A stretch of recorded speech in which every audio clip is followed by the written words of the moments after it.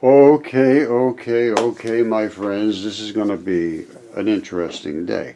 I have been talking about muscles and tendons and connective tissue and fascia and interstitium and all this stuff, but I failed to talk about where the bones actually hold on to those things. I don't think I've gone into that. Now, we are going to go into it now. So let's see how anchor into your body so that your tendons can pull against muscles to make you mobile. Because the bone is the originator of the anchor spot in most cases.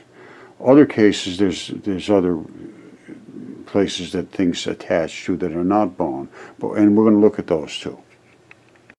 Okay, my outstanding friends, have you ever had a boiled bone and you see all these little tiny holes right up near the joints, and then it no longer all those little holes. Now this was something I was experimenting with, but you see this, this is always this way, and then you have just a bone. What's that all about?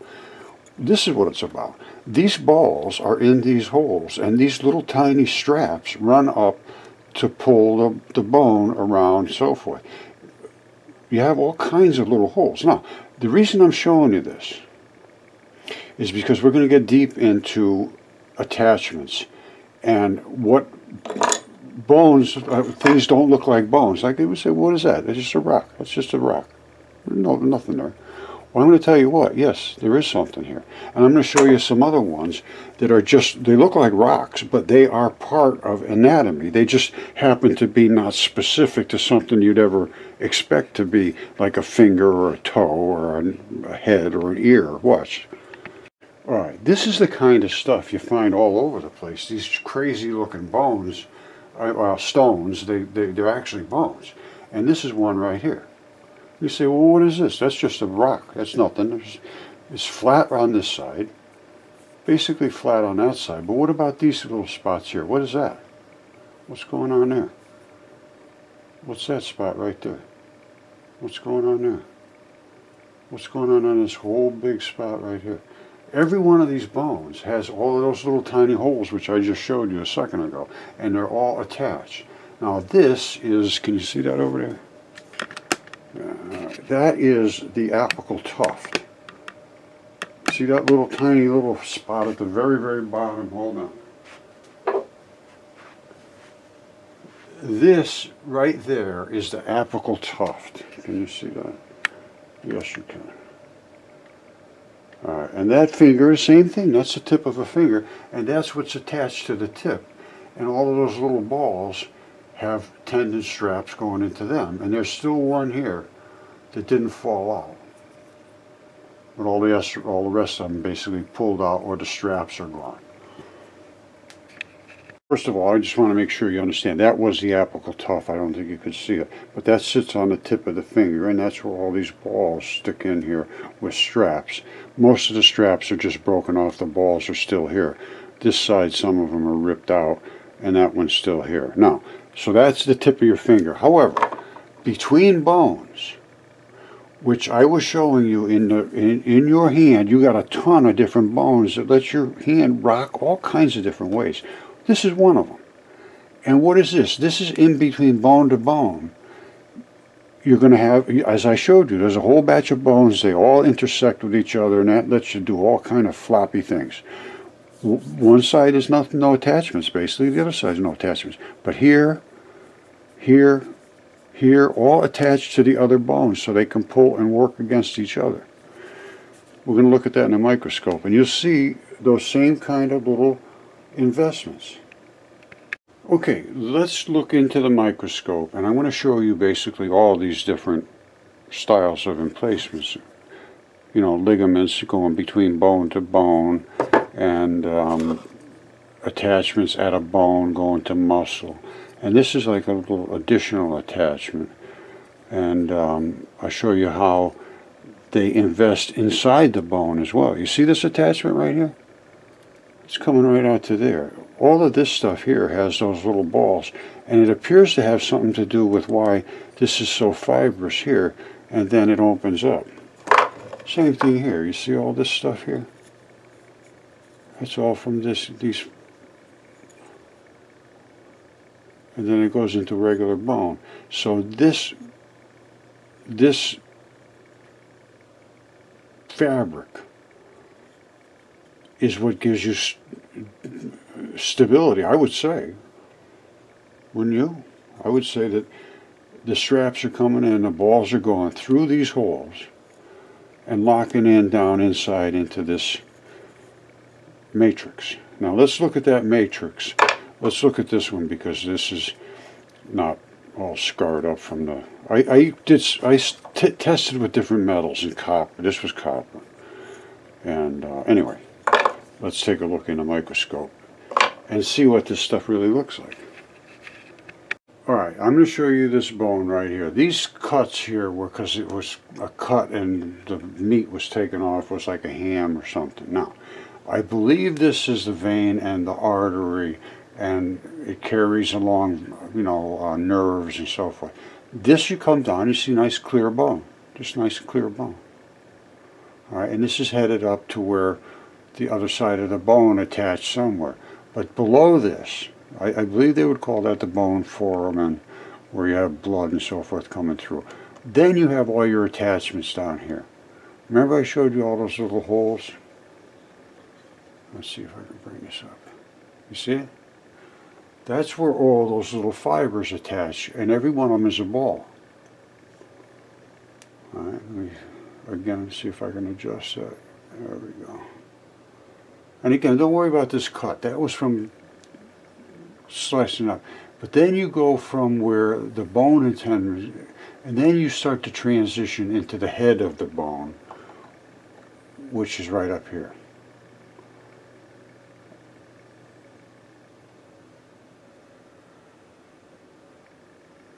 Now, that's the very end of the bone, and that's another attachment spot where something anchored into here too. Alright, so let me show you exactly what we're looking at. Remember what you're seeing right there. We're going to look at the very end of the bone, which is right there. Now, this is what we were just looking at right here, the very end of the bone. Then it goes to all of that little fibery looking stuff.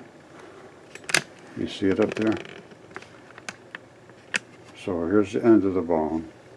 We come down to this little, all those spots where the little balls come in, and then we keep coming down and it goes into regular bone.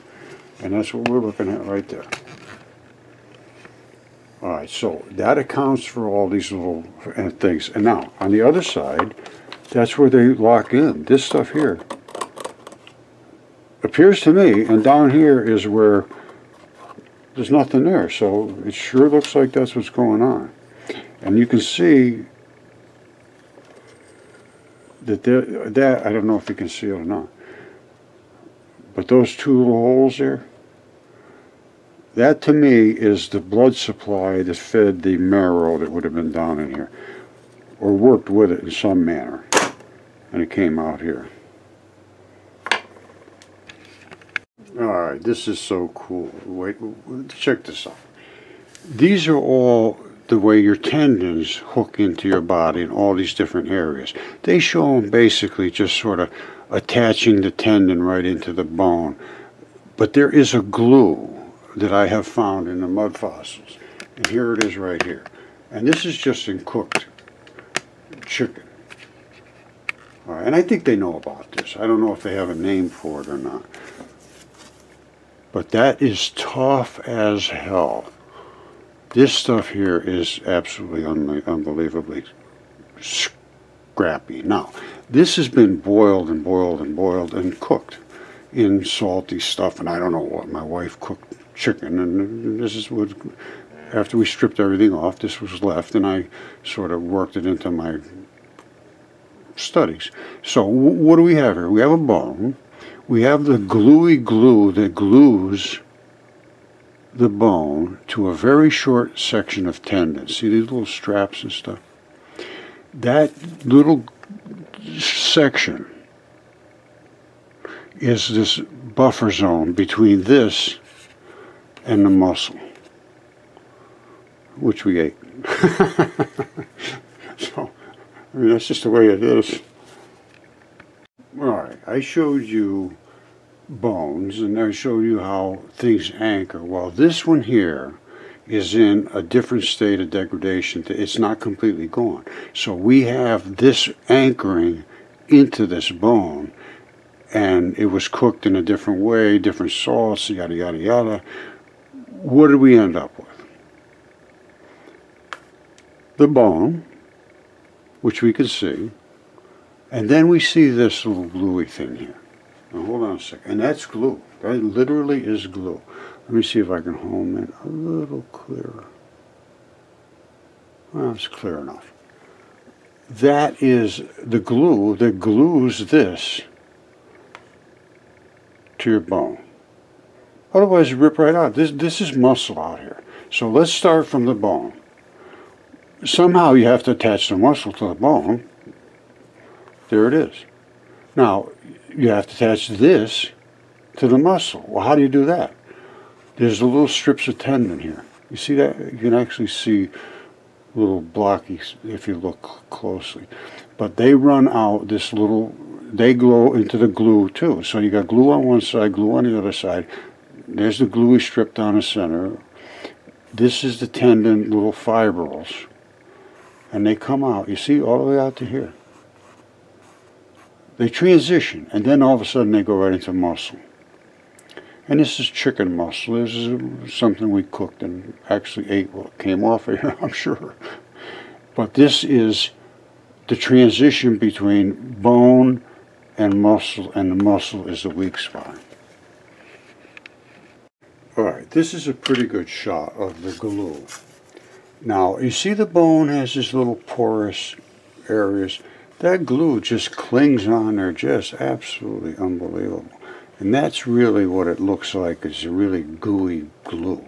And then the tendons come in, and then they start to create these little fibers that attach to the muscle bundles.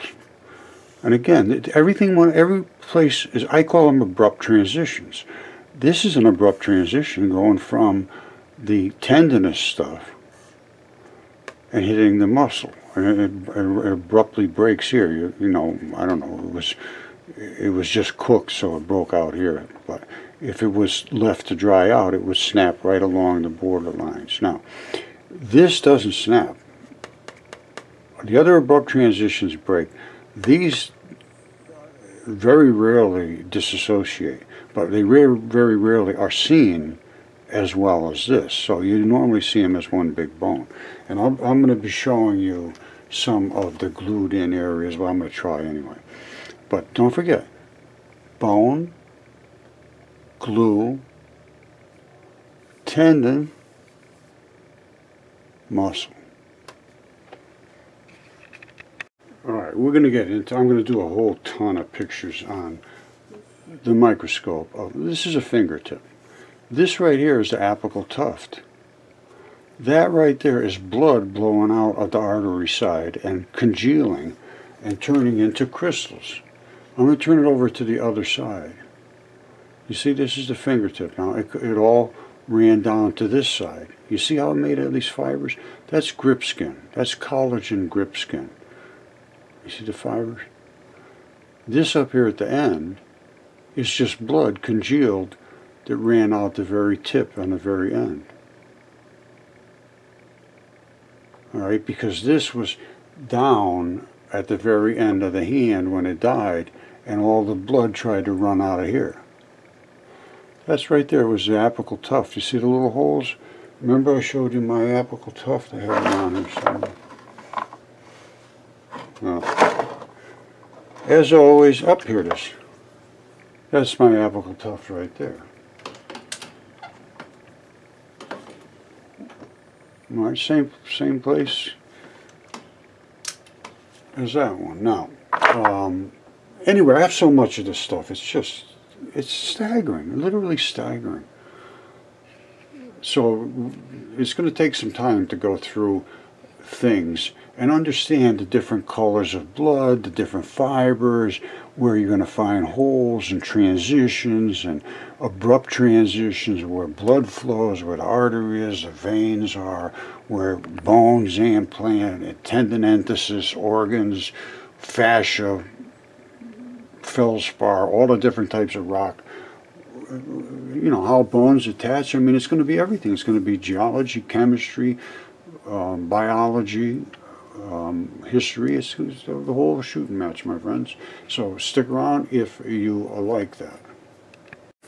Okay, you remember when I first started into this, I said there's all kinds of hand bones and all of this. You're really never going to understand. They just look like rocks, like this.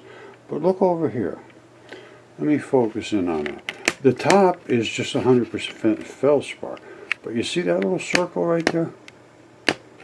You see that circle?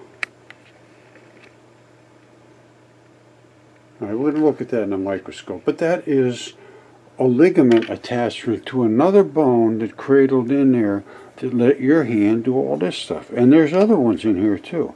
Every one of these spots, there's one right there. You know, you got to get it in the right light to see the structure of the actual muscle, or I'm sorry, the actual ligament. But they're all over this thing. All right, let's look at it in a microscope. Hold on.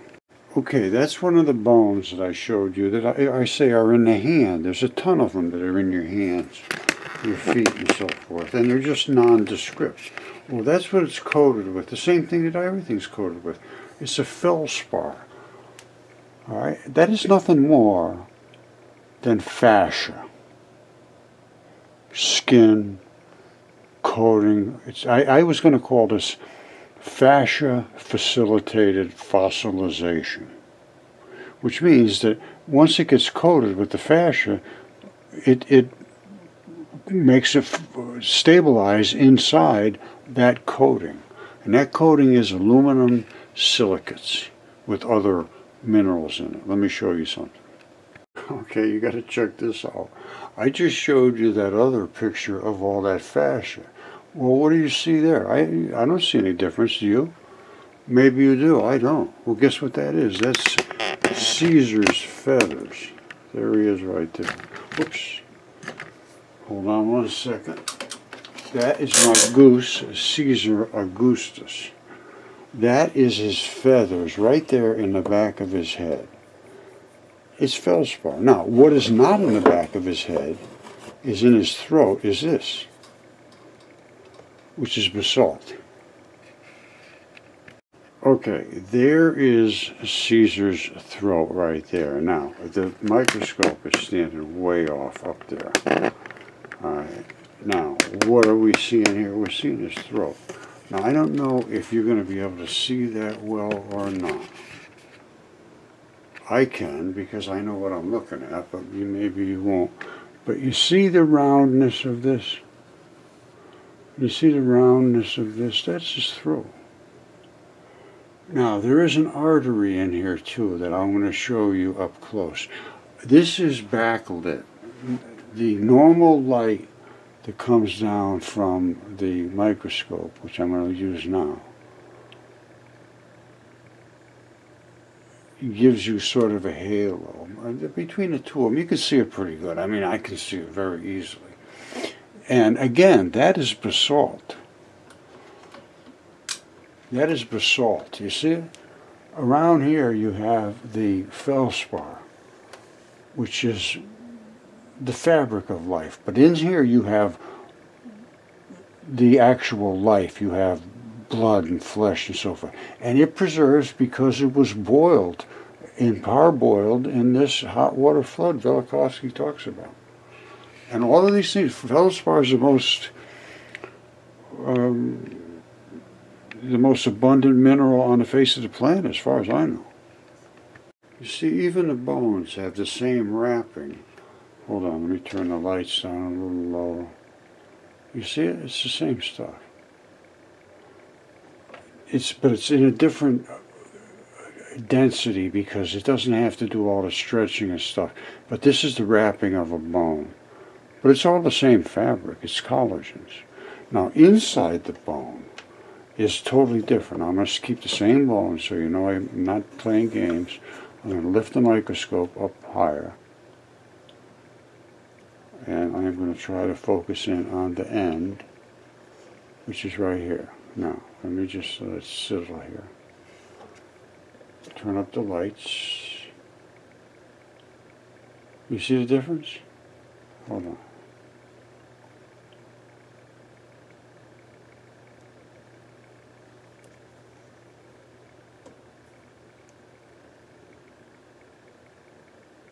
Alright, that's the outside of the bone that has all that feldspar. This is the inside of the bone that has turned to basalts. You see the blackness of it? And outside, this is literally the skin. That's literally the skin.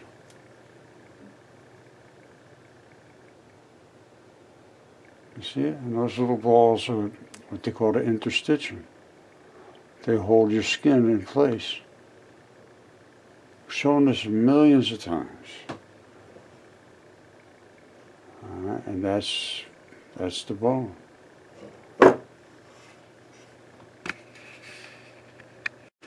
Okay, all the things I have shown you, they would consider feldspar. And they show feldspar as being makes up 60% of the Earth's crust. Well, not really, because the feldspar is the outside, and inside you have a different thing. But I'm not going to fight that. These are what they see as these fiber crystals, and all attached, all goopy looking stuff. And here it is right here. This is feldspar. Everybody that I've ever shown this to, which is this is so long, yeah, that's just feldspar. It's just feldspar. Everyone I brought in was just feldspar to them. And I said, no, this is a body part. This is a whatever it was. And no, it's just feldspar. So what do you say about that? All right, so these are these crystally looking things, and it's all goopy in here because that is blood and all that stuff. And it's in different, if you go into look at feldspar, there's 1,000 different feldspars. And it's because it's all different tissues that were stabilized in different minerals. Watch this. All right, check this out. The feldspars, a group of rock-forming aluminum technosilicate minerals containing also other molecules.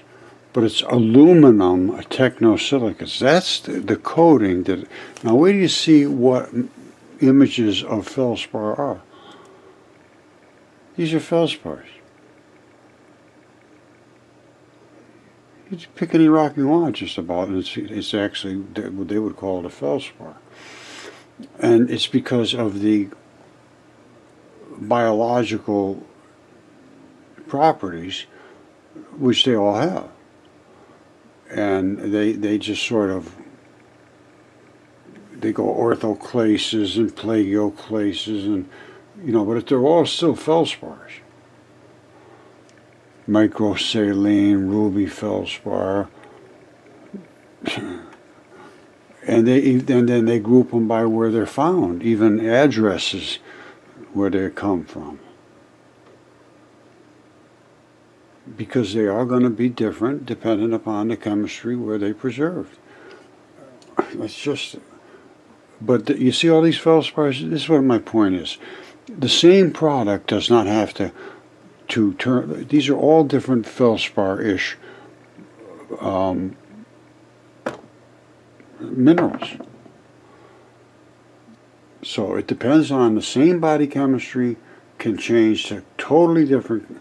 It depends on whether it was near a kidney or near a whole lot of blood or near stomach acids. All that kind of stuff plays a huge, huge, huge impact. Alright, I'm going to get into some really oddball toes. That's a toe, and that's the toenail area right there. That little pad right there is the bumper pad everybody has on the inside of their big toe. Well, it's on the outside, actually, your big toe. And this is actually the callus on the guy's big toe. Now, this is what the bone looks like. See it up here? You see that? It sits right there. That's a big toe. And it's a right foot big toe. You see the bigger curve here and a smaller curve here? That's what it is right there. And that's where the toenail would have been. Now this is transitioned into, you know, really hard, gnarly, quartzy stuff. But I know what to look for, and I can, and that's, like I said, that's the little calcaneus spot that you step on your toe. You have one too, right there. And then your callus is right there, toenail, tip of the toe. That's underneath of the toe. You see these little lines and all that scrappy looking stuff? That, underneath your toes and your fingers, they're really scrappy, tough looking stuff. And that's what you got here. Now, and I have other, this right here, there's a toe too. You say, oh, come on, Roger. Yes, absolutely. The vein and artery are back in here. That's the callus on this guy's toe. You see it, how nasty it is? Right. Same thing. It's one of these toes right here. It's a big toe. Same one. See it? A little short piece and a big piece. Short curve and a big curve. That's his callus. Look at the callus on that thing. Isn't that something? And that right there was where the blood came out, and there's still some metal there. This was at the very bottom of a creature's body. And all of it, this is all blood. It ran out, hanging down like this. And then that's when they take on all of this special looking chemistry. This one was in the same condition. This is also a toe. See that? That's the blood from the artery. This side was the vein side. Remember I showed you the vein hardens up and it forms like these little bumps? The arteries blow right out. That's artery.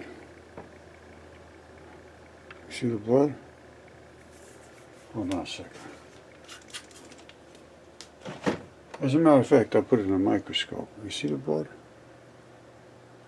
As soon as you put a little water on there, the blood pops right up. What's the blood doing in the middle of that thing if it's not a toe? It is a toe, I guarantee you that. Alright, here we go.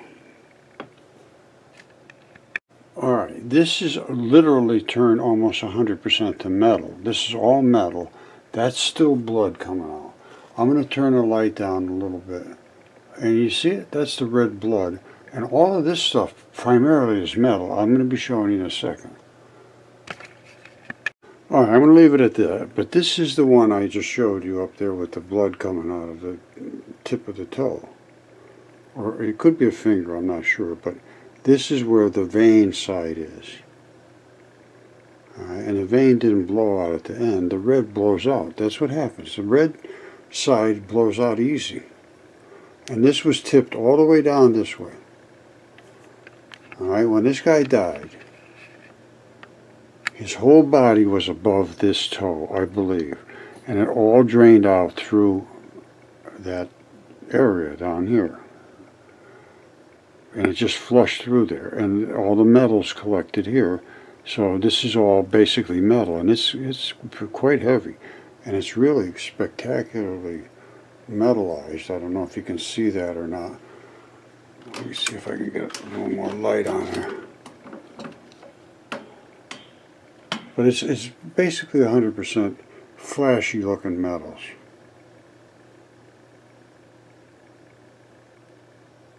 What they are, I'm not 100% sure. But they are flashy looking. You see that? There's still a taste of bone left in there. You see that? It's just a taste of the bone left. Alright, that's it for today. Thank you. I love you all.